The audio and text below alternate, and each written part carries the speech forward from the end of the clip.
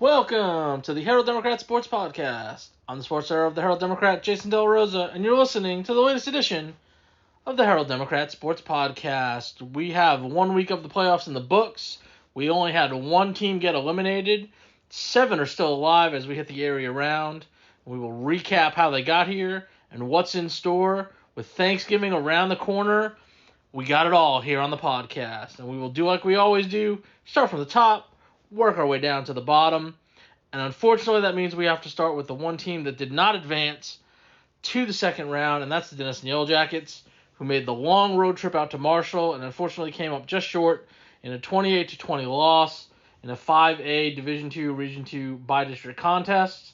This was a game that was close the whole way. Denison was down 14 to 10 at halftime.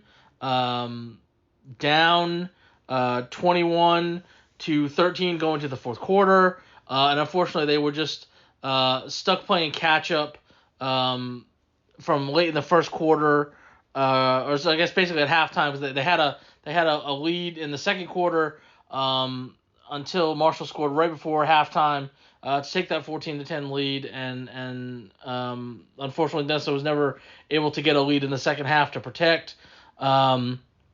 It was a game of missed opportunities.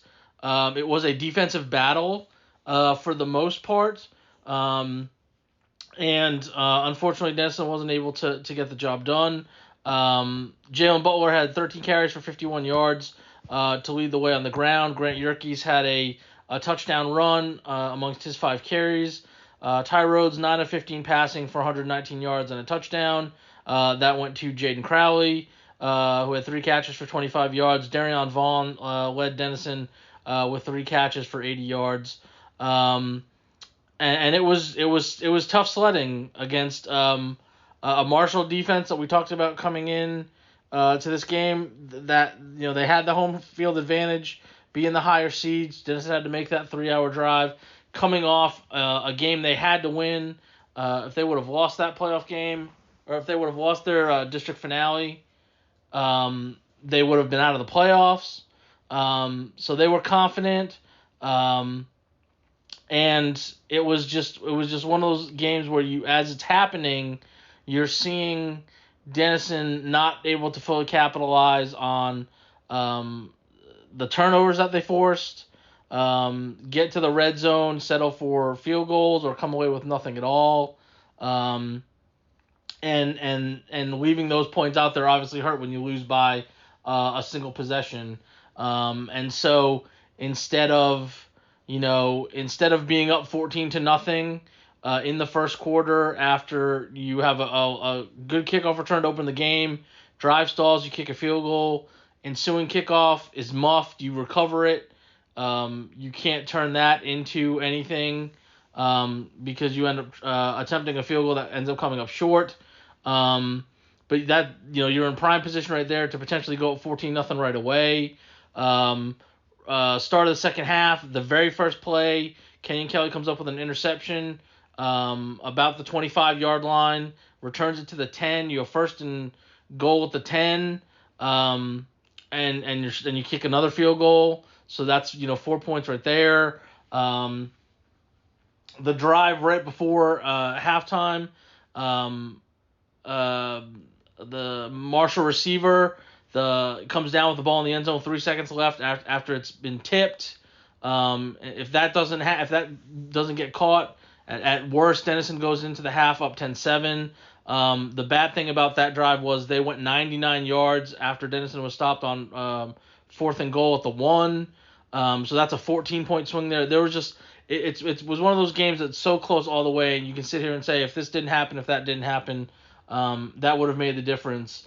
But again, when you talk about the progress, you talk about obviously Denison making the playoffs after missing last year. You talk about going from 5th place to 3rd place. And then we talk about the guys that are going to be back next year. Obviously, you have a quarterback coming back in Ty Rhodes. Jalen Butler, for the first time in 4 games, doesn't have 100 yards. But as a sophomore stepping in with a lot of the injuries that they had, he showed that he's going to be more than just a potential contributor next year. He will be a contributor just based on what he's done in the last half of the season. And you look at this game, Jerrion Vaughn, another sophomore, coming up with some big catches. Defensively, there's going to be some holes to fill at each of the levels. But you've got two linebackers coming back, Lathan Bailey and Roman Henderson. You've got a safety in Trace Olson. Some guys on the line that got some good reps as part of that rotation that were also sophomores. The offensive line is going to be basically revamped. Because 4 of those 5 guys were seniors. Jackson Bridges is the only guy, the center, that's going to be coming back from that group. But you do have a lot of pieces that got a lot of experience this year. Unfortunately, for the last 6 games or so, we've talked about the injury situation. And so you got to see some guys get to kind of audition for next year because some guys got hurt along the way and that they had to play basically from the district opener on without Kyson Lucene as their top receiver, and that Jack Allman missed, essentially the last four and a half games with an injury, and that's your leading rusher, and guys were in and out of the lineup for various reasons. I feel bad for a guy like Jacoby DeHorney who, right after the getting into district he has to have an appendectomy, and then that sidelines him, and then he gets he's playing at running back because of all these other injuries, and he gets tackled and goes down on his shoulder and injures that, and thought up until essentially the last minute that he was going to be able to be cleared to play in this game. Obviously he can have an impact on both sides of the ball. And he wasn't cleared to play, and that's how his career ended, and so that's obviously been the frustration of the season. I think, Marshall's going to go and play Midlothian Heritage, and we talked about that. No matter who won, that's going to be a tough task. They're 11-0, they're really good. I would have liked to have seen what this team could have done against Marshall if it had been somewhat at full strength, or definitely at full strength. And then potentially, what that could have meant in a good showing against Midlothian Heritage. But obviously the bright spot is you took a step forward from where you were last year. We'll see what realignment does. It's going to be somewhat – I don't think it's going to be an overhaul of a district.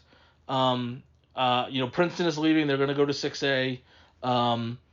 The only other question is how are they going to split things up? Anna is coming up from 4A. Prosper Walnut Grove is available as an option. They turned in about 1,500 students after playing an outlaw schedule this year. They actually tried to get in this district last year, and they weren't able to do that because it had happened after realignment when they decided to play a year early. So they're an option to slide in potentially into this district if they wanted to kind of supersize it a little bit and add Anna and Prosper Walnut Grove. The prevailing feeling is that Denison might be the swing team for either a Western district or an Eastern district, that they could cut it north and south instead of east and west, and that Denison might be the one that gets cut out, depending on how they decide to make the district. So it's going to be interesting to see where they get placed, and obviously when you're in a district with Lovejoy and Melissa, which would be the case, Lovejoy is going to stay at Division II, and it looks like Melissa's, the growth wasn't big enough to get them to make a jump to Division I this time. Now, next time might be a different story, but again, it may be better to get out of a district with Lovejoy and Melissa, because essentially you'd be playing for third place. And Denison was able to maximize that spot this year. So we'll see. But again, I think it's a good feeling going into the off season. It was a close loss. On that with everything against them in terms of having to go on the road and all of that, I think I think they can be proud of the steps forward. And then, like I said, we'll see what the schedule looks like next year, and how they can fill in some of the holes in the lineup with the seniors that they're losing, and go from there. So that was the lone team that lost, unfortunately, to open the playoffs. But we had 7 teams win their playoff openers. And the next team that we'll talk about is the Van Alstyne Panthers, as they won their 4A Division II Region 2 by-district game against Wills Point, and they won that 27-20 with a comeback. They were down going to the fourth quarter, and again, a close game, 20-13. They were able to get a pair of touchdowns there in the fourth quarter. The last one with a couple minutes left. That turned out to be the difference. Weston Johnston did a little bit of everything in this game. The VA quarterback was 17 of 24 for 228 yards, 2 touchdowns, 2 interceptions. He also ran 20 times for 85 yards and a touchdown, and he also caught a 17-yard touchdown pass. That came from Brady Carson, who did most of his work at receiver. He had 11 catches for 133 yards and a touchdown, and it was his touchdown at the end, or near the end, that was the difference, that broke the 2020 tie, and sent Van Alstyne to the next round. Braden Miller had 4 catches for 80 yards and a touchdown as well. And you hate to say, because you've seen it with Van Alstyne, we've been saying it for about 2 months now. Their defense has been really good. Wills Point got them for a really long touchdown run on the first play of the game, and after that they really settled in. And holding this now we have to amend that stat, because they hadn't given up 17 points for about 6 games. Now they haven't given up more than 20 points in 6 games, and if you hold people to 20 points or less, you're probably going to win. So the good thing is, obviously, Van Alstyne is into the second round again, sitting here at 7-3. But unfortunately, they have a familiar opponent here in the second round, as they take on Carthage. That would be Carthage, who is the defending 4A Division II champion. They are 11-0. They won their opener 42-0 against Liberty Ilo. And of course, this is a rematch of last year in the second round that Carthage won 61-30. And unfortunately, this is the bracket that we talked about last year, that Van Alstyne knew going in. If you don't get first place, if you get second place is great for your district, but if you get second place again, this is the matchup that's waiting for you in the second round.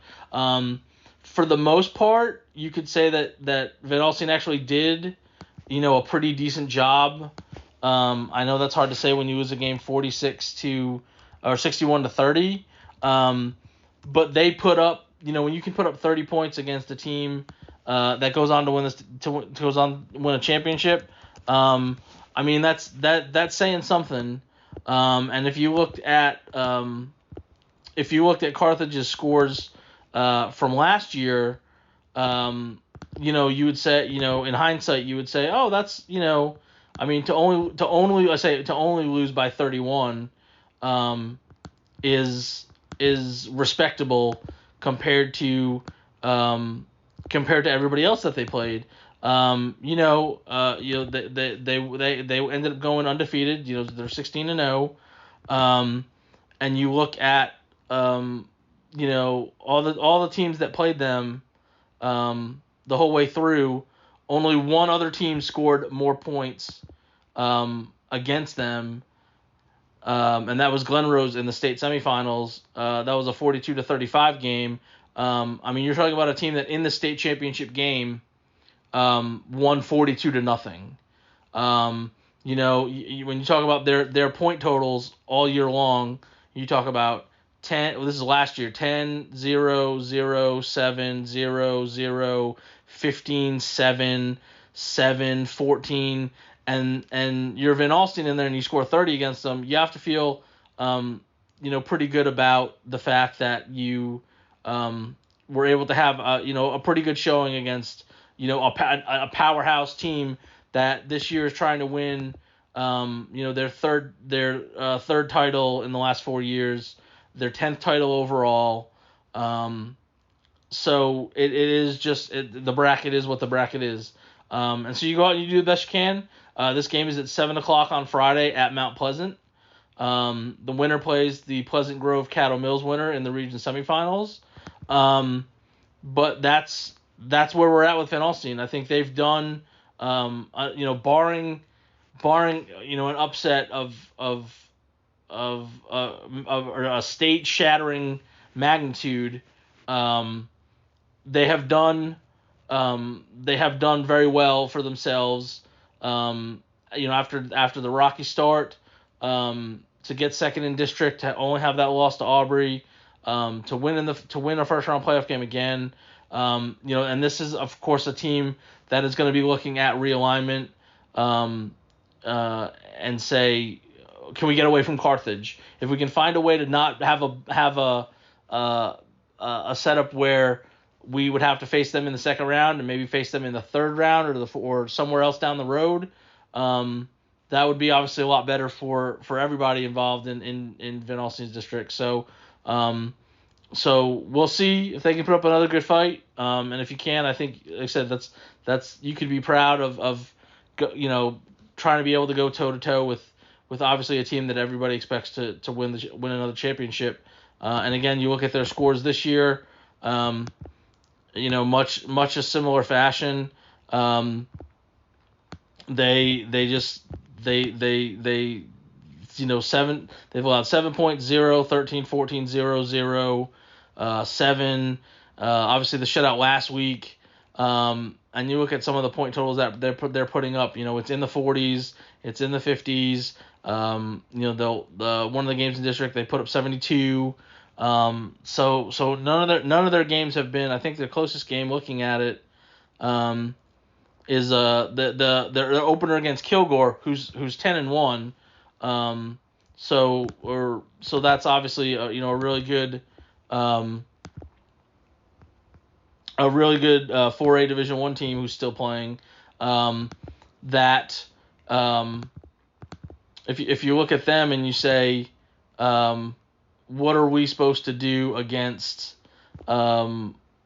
this team that outside of their opening game, the closest game has been, they've won every game by at least 3 touchdowns. At least 4 touchdowns. So there's not a whole lot of room for error. And they're a machine. They're an East Texas machine that everybody expects to win. But again, I like Van Alstyne to go out there and just give it their all. They did that last year. And I expect nothing less in that 4A Division II, Region 2 area round game, 7 o'clock on Friday at Mount Pleasant. Moving down to the third, to the 3A ranks. First in Division 1. Both teams that we're going to talk about survived, rallied in the case of the Whitesboro Bearcats, who opened their bracket in 3A Division 1, Region 1, with a 35-34 victory over Jim Ned. So Whitesboro is 6-5, and they are going to be taking on Bushland, who is 10-1 after they opened the playoffs 59-13 against Brownfield.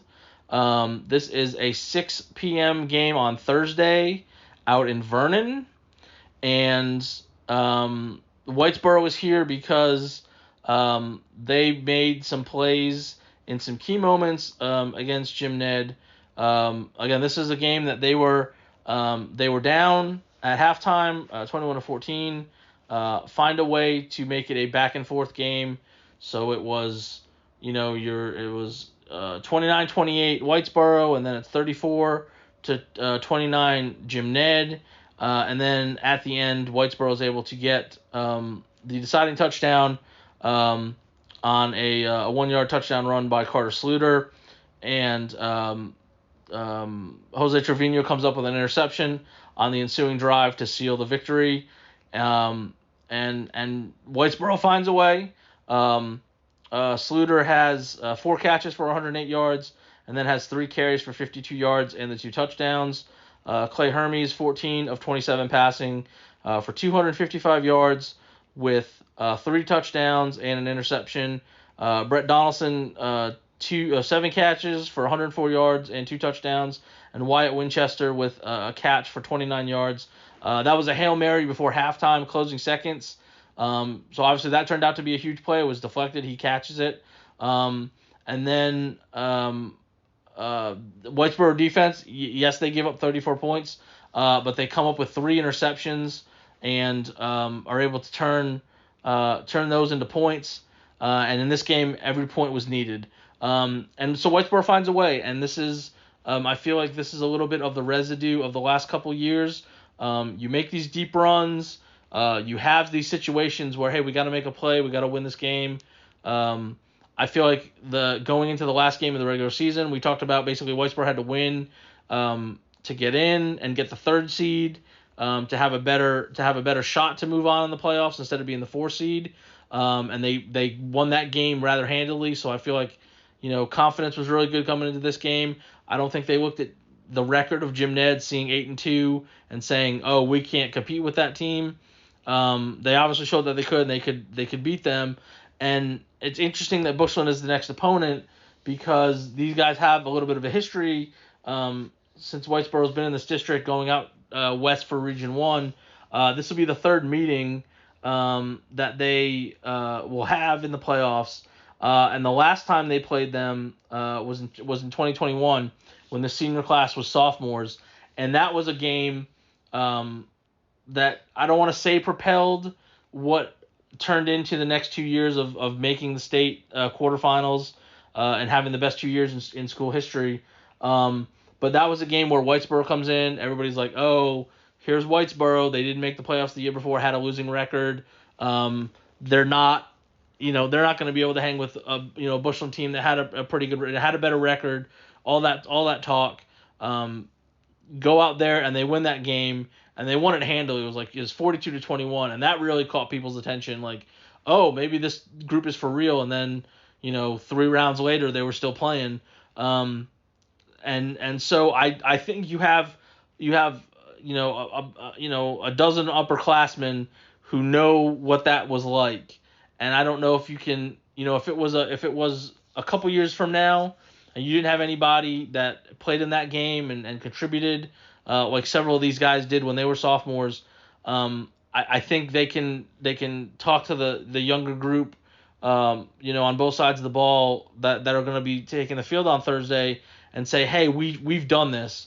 Bushland comes in as the favorite, 10-1, really good team. We found a way to beat them and beat them pretty handily. So just go out and do your thing. And obviously, the way they won this week too is again, you keep it close. You find a way to make plays, and so you don't want to say I don't want to say I'd be stunned if it happened again because it would be happening again. The winner's going to play the Paradise Dalhart winner in their region semifinal in their bracket, and either way, this could potentially be a district rematch. If it's Bushland and Dalhart, they're in the same district, and obviously Whitesboro and Paradise would be a rematch. From district play as well. And if Whitesboro and Paradise advance, this was the region semifinals last year, except it was just the roles were reversed.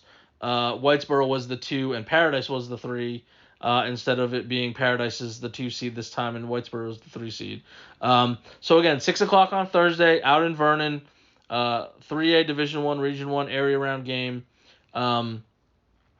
At the very least, you could say, Whitesboro's got the max effort out of the group, no matter what happens. But again, I would not be stunned if we're talking about them playing after Thanksgiving. It's become a habit over there. I don't know if you can say, oh, another deep run like they've had the last 2 years. But if they got to the semifinals, the region semifinals, and had a rematch with Paradise, I would not I would not be super surprised if that did happen. And talking of playoff rematches, we can talk about the Pottsboro Cardinals in 3A Division I Region 2. They opened the playoffs with a 34-27 victory over Jefferson. So they are sitting at 9-2 going into this second round matchup with Grandview. Grandview is 10-1. They won last week 27-9 against Fairfield, and this is a 7:00 game on Thursday at Mesquite Memorial Stadium. And if you are a Pottsboro fan, you are sick of hearing that you're playing Grandview, because the recent history between the two schools has not gone in your favor, to say nothing of the least of last year, which Grandview won 29-7 in the region semifinals, and of course the 2019 state championship game was the first of these now 3 meetings in the last 5 years, and that Pottsboro came a touchdown short, and finishing as the state runner-up for the best season in school history, and Grandview was winning its second straight state title with that win. So unfortunately, despite some of the changes in the bracket, with Pottsboro dropping down to the 3rd seed, they still got stuck having to face Grandview. So they're 10-1, and their loss came against Malakoff, which they don't like really saying Malakoff after what Malakoff did last year. But they've had some closer games than they have in the past. Their district, they were the district champion, but they did have 2 games that were decided by single digits, within that district. So maybe it's not as high powered as they have been. But again, obviously, they come in with a playoff pedigree, and so does Pottsboro, to be honest. We talk about they've been at least in the second round the last 5 years, and getting there this time by beating Jefferson in a game that I was able to do because it was on last Thursday night. And it was about what you would expect from Pottsboro. Major McBride, 27 carries for 253 yards and 3 touchdowns. He also had a 70-yard reception. Caden Humphrey, 7-14 passing, 162 yards, and a touchdown pass. He also ran 12 times for 41 yards and a touchdown. Carson Butcher had the TD reception for 25-yarder to kick off the scoring, and Cameron Saunders had a couple catches for 31 yards. And so this was a game, if you played on Thursday last week, it was very hit or miss weather-wise. Some places it was cold, some places it was cold and rainy, and Paris, Texas was one of those places that was cold and rainy, and it basically rained the whole game. And that's one of those situations we'll talk about with another team here, that I think weather, you worry about weather affecting how you are going to approach a game or what happens in the game because of what you like to do. But Pottsboro stuck with their game plan, ran the ball 43 times, got out to a nice lead. It was 28-4. It was 34-14 early in the fourth quarter, and Jefferson made a little bit of a comeback. They were able to get a couple touchdowns and get within the 6-point margin.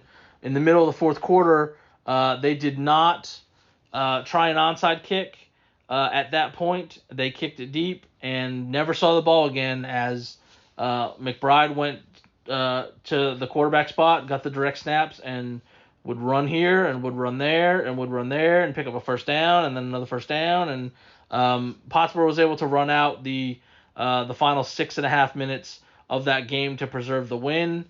And I think that's one of those games, like I said, you look at the weather and you look at two pretty evenly matched teams. We said going in it was 8-2 versus 7-2. Both have really good running games. That what was going to be the difference type of a thing. and in this game, there was a fumble. Jefferson had 2 turnovers. Pottsboro didn't have any. Pottsboro was able to turn one of those the fumble recovery into a touchdown, and the other turnover was an interception in the end zone. So two big game turning plays right there, and Pottsboro was able to hang on to advance. I don't want to say again. I feel like this is sort of a 50-50 game. Obviously the game last year, 27-9 is not. 29-7. That game started off as a as a real defensive battle. And unfortunately Pottsboro just wasn't able to move the ball enough, to keep pace. So it's going to be interesting. Like I said, that I think that this could be another one of those games you kind of look at and go, it's 50-50 either way. The winner plays Malakoff, Mount Vernon winner. And again, both of those matchups would have history. Obviously, if Pottsboro and Mount Vernon were to play, that's a rematch from a really close game in district play. And Grandview and Malakoff, and Pottsboro and Malakoff to some extent have some playoff history as well. So there's definitely some storylines, no matter who would advance, depending on the matchup. So I think obviously if you're Pottsboro, you're gonna stick with your bread and butter. You're gonna ride the McBride train as long as you can. I thought Caden Humphrey did a really good job. Considering the weather, to kind of run the offense, pick up some big plays both with his arm and his legs. And as long as you can, play pretty mistake free. I didn't think they had a whole lot of a lot of mistakes. Like we said, Jefferson had some really costly mistakes, in that game. And if Pottsboro can limit that, then I think they can maybe push Grandview, maybe even come away with the win in that one. Again, that's 7:00 Thursday at Mesquite Memorial Stadium for a 3A Division I Region II area round game this week. Down in the 3A Division II level, in Region 2, had 2 teams competing and both teams advanced. I think we knew one would for sure, and I think we kind of thought the other one would as well. And they had a little tougher of a time, and I think the weather was a major factor there. We'll talk about Gunner because this will be, I don't say semi-short and sweet, just because of the way this game went. So they win 75-0 against Cedar Hill Trinity Leadership. This game was 54-0 at halftime. Leadership had negative 69 yards in this game. They had 32 carries for negative 76 yards. They did not gain a first down. Meanwhile, Gunner, spreading the ball. It's a broken record, but it's a really good record if you play it over and over and over, and you put up these big point totals. And again, nobody really has these amazing stats. The best ones we could say, Walker Overman was 8 of 11 passing for 159 yards with 3 touchdowns. He also ran for a touchdown, but he only had 3 carries, and he ended up with 0 yards because of some losses. Jace Martin caught 2 of those touchdowns. He finished with 4 catches for 98 yards. But again, it's just so spread out. Dylan Tokar's, his lone carry is a 41-yard touchdown run. Hayden Farrell, his lone catch is a 50-yard touchdown catch. Colson Woods' only reception is a 19-yard touchdown catch. It's just, the guys on the ground. Easton Overman's only carry goes for 31 yards and a touchdown. Major Thornhill and Jake Rathbone each have 2 catches. They each had a touchdown run. It's just the way they operate. Being able to have so many guys carry the ball, so many guys catch the ball, and you have a defense that is just, it's ridiculous right now. This is the 5th straight shutout since after the first district game, where they only allowed 6 points there. But since then, they're 5 for 5. Nobody's really come close to scoring against them. This is the first time since 1929 that Gunner has 5 shutouts in a row. And it's just so impressive what they're able to do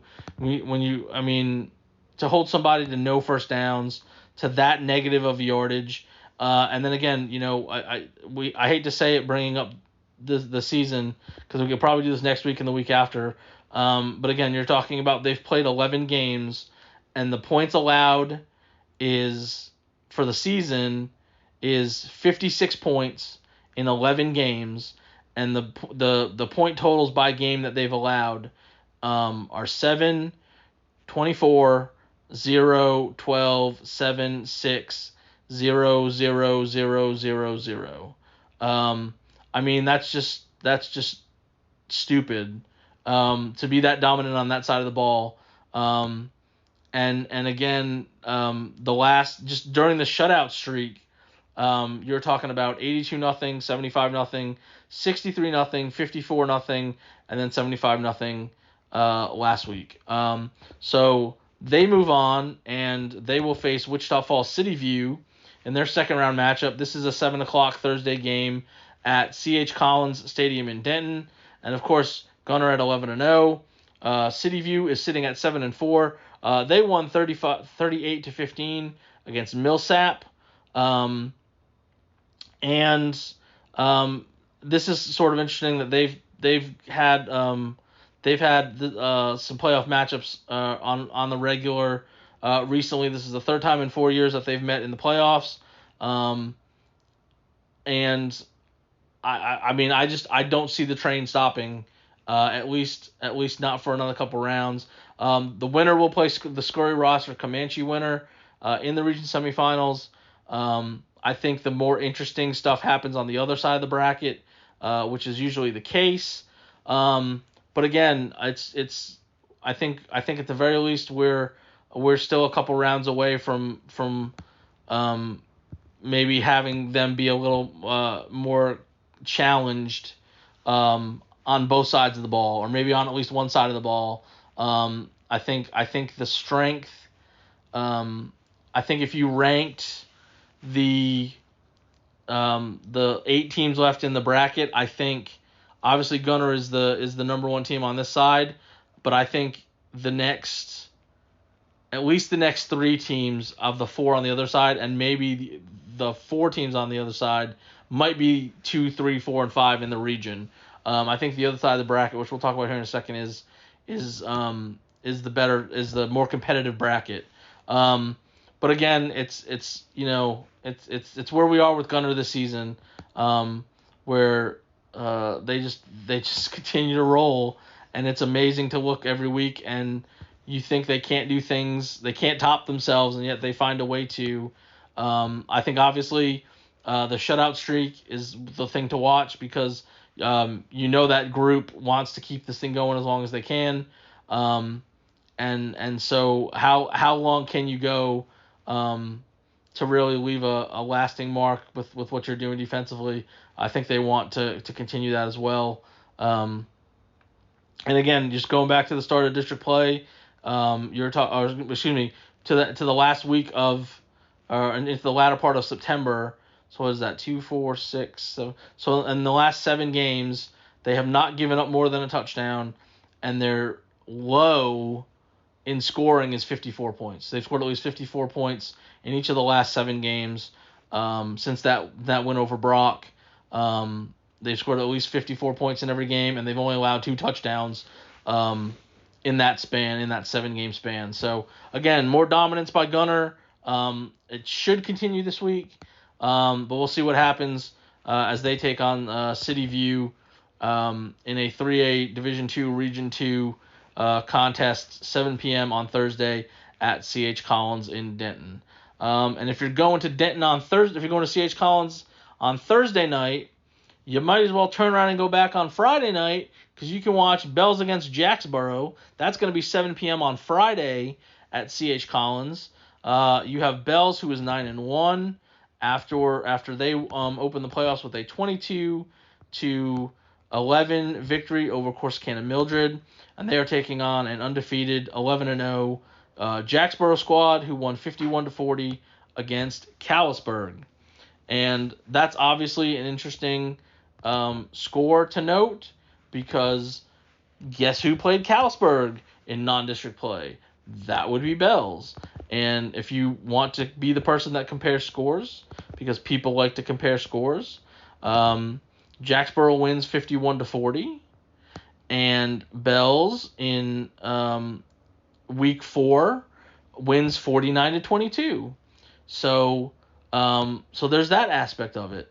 But to get here, they really had to survive.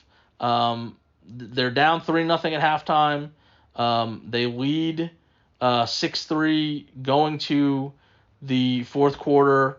Then they're down early after Mildred scores early in the fourth quarter. But they're able to get a couple touchdowns.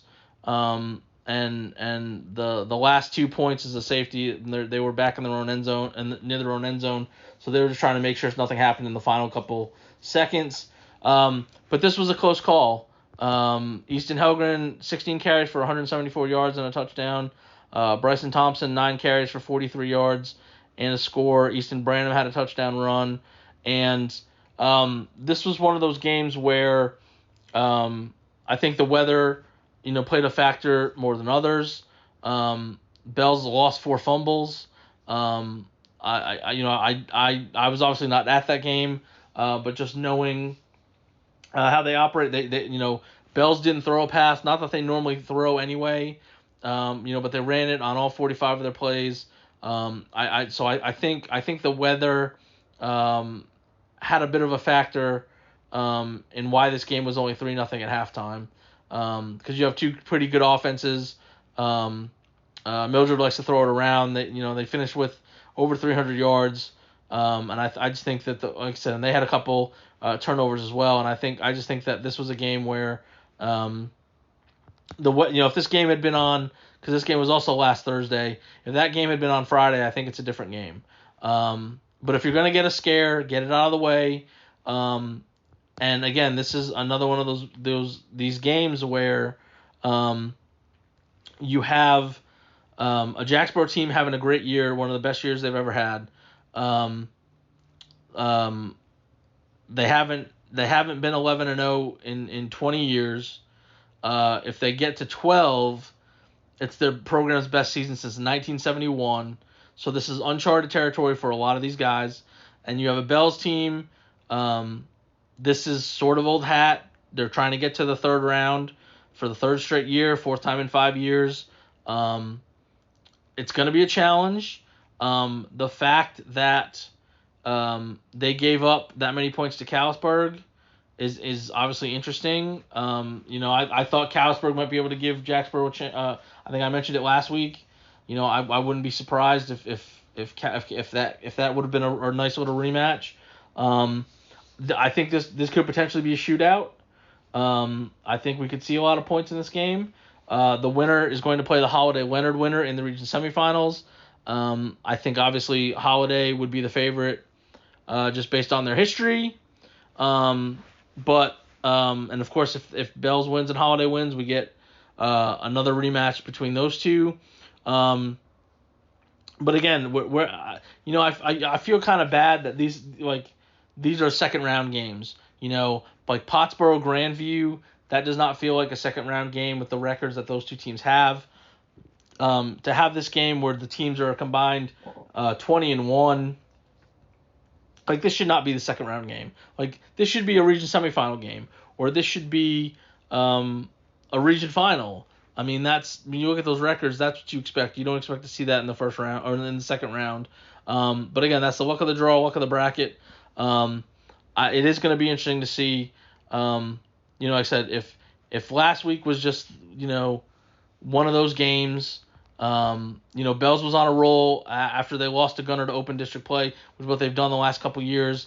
They were beating everybody else pretty handily. And like I said, I just think the weather, maybe an injury or two, may have been a factor. And I would expect this to be a really good game. 7 o'clock on Friday at C.H. Collins in Denton between Bells and Jacksboro. So those are the 3A matchups. We got two teams still left in the 2A level, and we will talk about the Tioga Bulldogs and their 2A Division 1 Region 2 area round game against Valley Mills, which is going to be 7 o'clock on Friday at W.O. Barnes Stadium in Fort Worth. I believe that's the Castleberry ISD is where that game is going to be played. And Tioga is 8-3. They got here by virtue of their 30-20 victory over Hamilton, and Valley Mills is 7-4. They won 29-18 against Axtell. And so this is a situation where you could look at this matchup and say, I don't know if both of these teams were going to be here. And so we talked about with Tioga last week. It was a rematch of last year when Tioga was the district champ and Hamilton was the 4 seed, and Hamilton won pretty handily. How was Tioga going to handle that? Obviously, it's a new coach. It's a new scheme, but it's a lot of the same players. And did they go, oh my God, these guys, kicked our butts pretty good last year. How are we going to find a way to win this game? They were down 20-18 at halftime, and you're going, oh God, here we go again. And yet they hold Hamilton scoreless in the second half, get a couple touchdowns themselves, and end up winning this game. Like I said, by that 30-20 score. Hayden Hilliard, 13 of 20 passing for 128 yards and 2 touchdowns. Johnny Dorpinghouse, 7 catches for 65 yards and 2 touchdowns. Jonathan Hernandez, 11 carries for 94 yards and a touchdown. Also had 2 catches for 35 yards and a score. Gage Anderson chipped in 13 carries for 61 yards.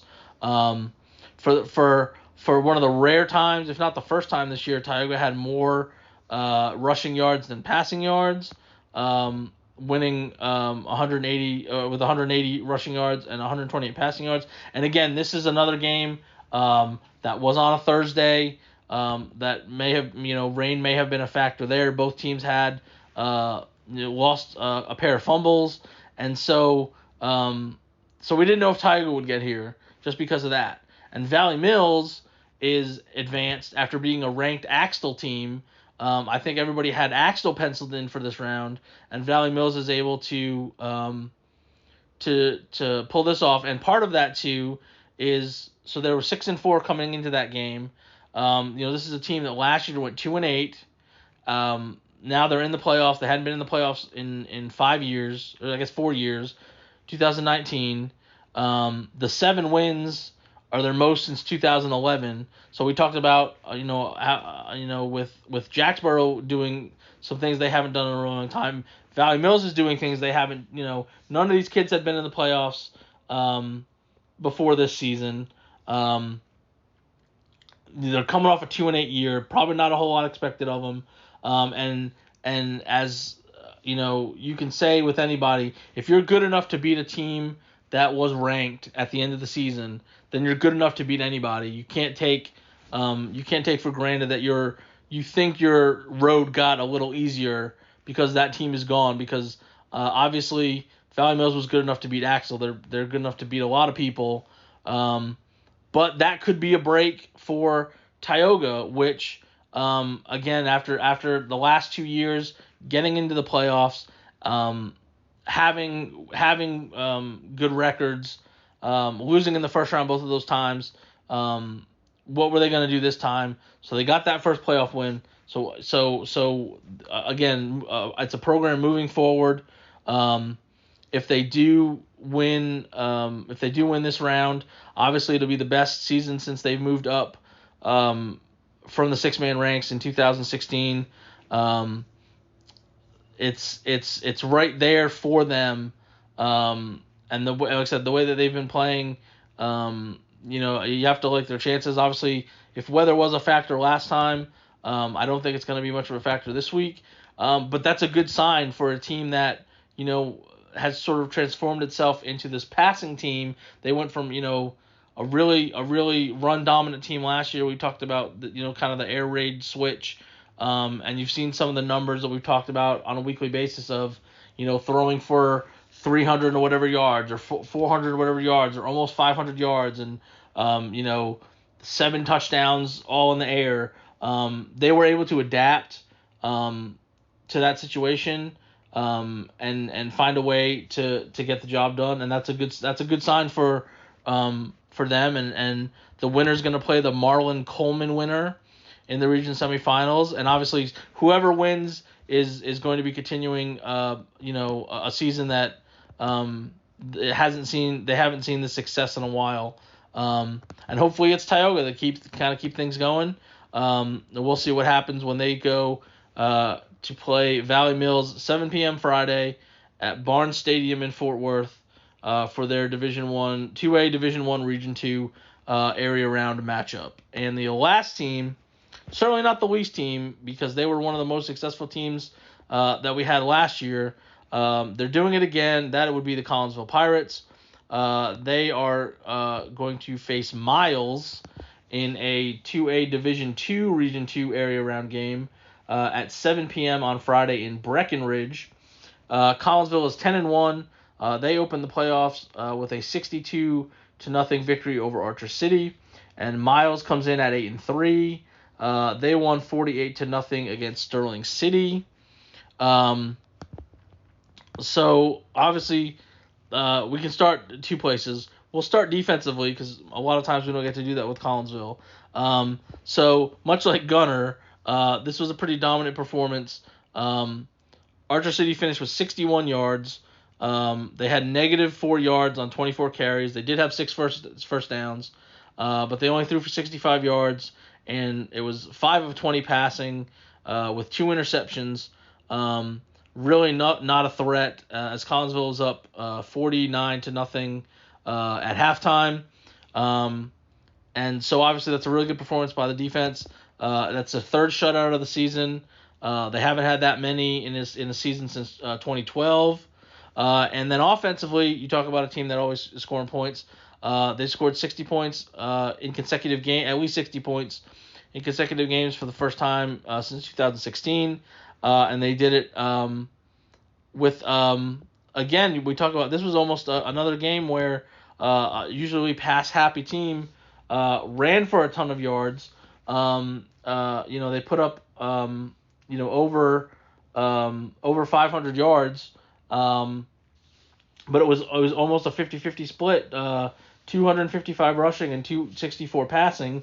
But the usual cast of characters with Collinsville: Logan Jenkins, 19 of 31 passing for 268 yards, and he had 4 touchdown passes.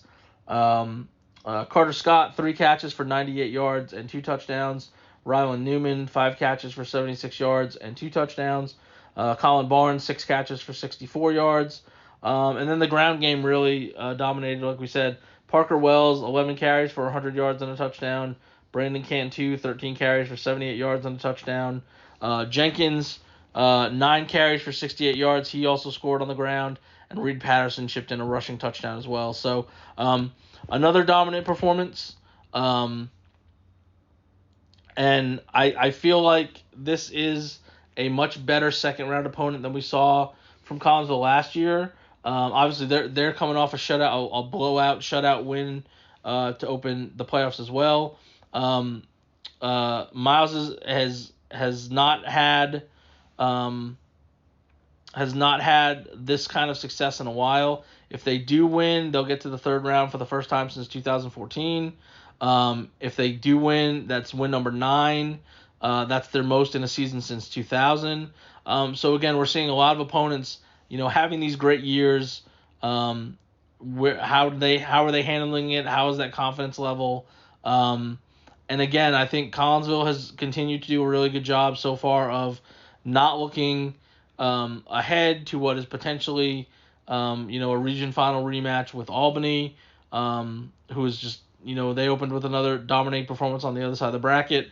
And so if you're Collinsville, you just stay the course. Just keep doing what you're doing. Obviously, the winner's going to play the Windthorst-Roscoe winner in the region semifinals. If it is Windthorst, which I think most people probably would predict, It would be a rematch of a really tough, close game that Collinsville had to pull out at the end of last year. So maybe this will be a nice little warm-up act for that. Although I could be sitting here next week telling you they win 49-7 or something like that, because that's just the way Collinsville has been. Like we said, their only loss is to a team that obviously is having a really good season as well in Cooper.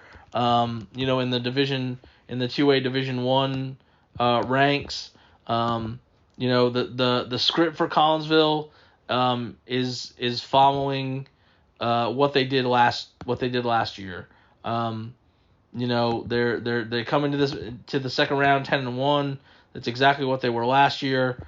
And the only team that beat them is still alive and kicking as well. So we'll see what happens with that one. Collinsville against Miles, Class 2A Division 2 Region 2 area round. That's 7 p.m. on Friday at Breckenridge. And we'll see who gets to after Thanksgiving. That's always the goal. If you can get to after Thanksgiving, I don't want to say everybody would consider that a successful season, but I think that's like the baseline. Like if you want to have what we consider a successful season, that you're in the region semifinals, you're one of the top, 16 teams left. So if you've gotten that far, I think that's like sort of the baseline bottom goal for people if you want to say you had a successful season. And then after that, everybody's good, and you'll see whoever advances. The matchups next week are always where they start getting really fun. We're not going to see what we've seen with a lot of these first round games, some blowouts and some not close games, but that's the life of the playoffs. That's the life of the bracket. So enjoy wherever game you go to. I know a lot of these games, there's a lot of travel, unfortunately, with the way the brackets are set up and the regions that some of these teams are in. So please be safe whatever game you're going to, whether it's Thursday night or Friday night.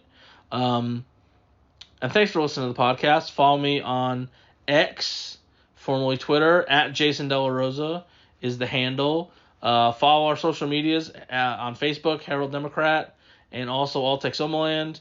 You get all the info there. If you're not into football, we got volleyball. Gunner Volleyball is going to play for at the state tournament this week. So you can find out what's going on there. Basketball is underway for boys and girls. So that's going to be going really, really strong. In the next week or so, once everybody starts, volleyball is about to officially come to an end, and as football teams get eliminated, those basketball teams get going, and so there's always something going on. So again, thanks for listening to the podcast, and we will talk to you next week here on the Herald Democrat Sports Podcast.